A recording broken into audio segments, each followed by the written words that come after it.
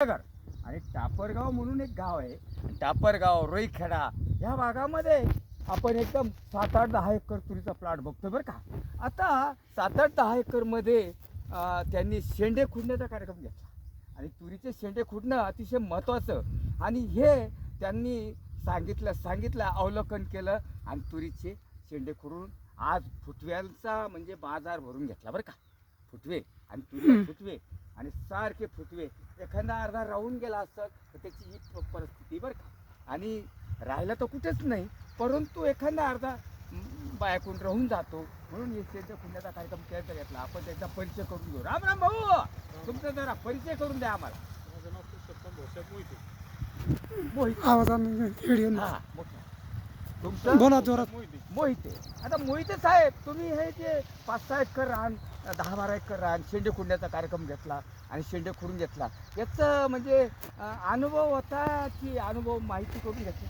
माहिती करून घेतला अनुभव. हा, कोणाजवळून बरं? ते शिक्षक साहेब म्हणून आपले कृषी सहाय्यक त्यांनी सांगितलं हो. आणि हा तुम्ही प्रोग्राम करून घेतला.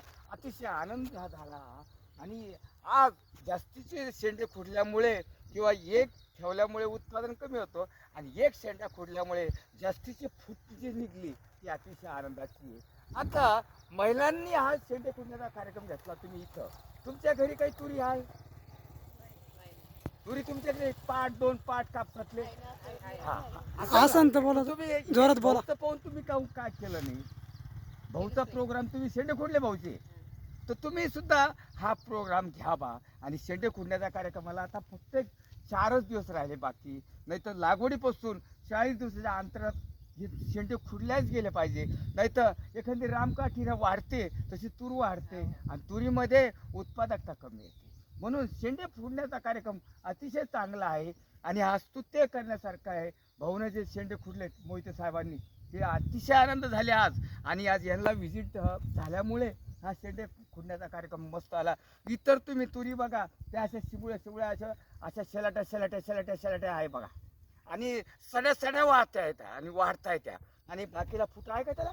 नाही. म्हणजे सड्या वाढणे म्हणजे सडे वाढणं लिक्वड आणि एक प्रकारचं असं सगळं वाढणे, त्याच्यामुळे ती तूर काही उत्पादन देत नाही. आज हा एक मस्त एक आनंद झाला. आणि शेंडे खुडण्याचा प्रोग्राम आपण जो झाला, बाजूला शेंडे खुडले का? नाही. बघा हा प्रश्न, बाजूला शेंडे तिथे तुम्ही फूट मोजू शकता का? आणि ही फूट मोजू शकता. म्हणून तुरीचे शेंडे खुडण्याचा प्रयोग हा 40 दिवसाच्या आत झाला पाहिजे. आणि नानाजी देशमुख कृषी प्रकल्पांतर्गत हा प्रोग्राम मी शेंडे खुडण्याचा बऱ्याच लोकांना सांगितलेला आहे आणि त्याचं अवलोकन करून हे आज मोठं काम चालू आहे. आणि आज एवढा प्लॉट बघतोय आपण, आज एवढा मोठा प्लॉट बघतोय, एवढा मोठा चौकी फिरा मोबाईल, एवढा मोठा प्लॉट बघतोय आपण, मोठा सुंदर जो प्लॉट आहे. आता राहिला तो विल्ट म्हणजे मर. त्यासाठी आपण जे औषध सुचले ट्रायकोडर्मा टाकणं आता आहे. कधी एखाद्या वेळा पुढे जर आपली अतिवृष्टी झाली तर अशा जागेला पाणी 20 साचतं. लिटर पंपाला किती टाका? 20 लिटरला 200 ml ट्रायकोडर्मा ड्रिंचिंग करत जावा. ही अतिशय महत्त्वाची बाब आहे.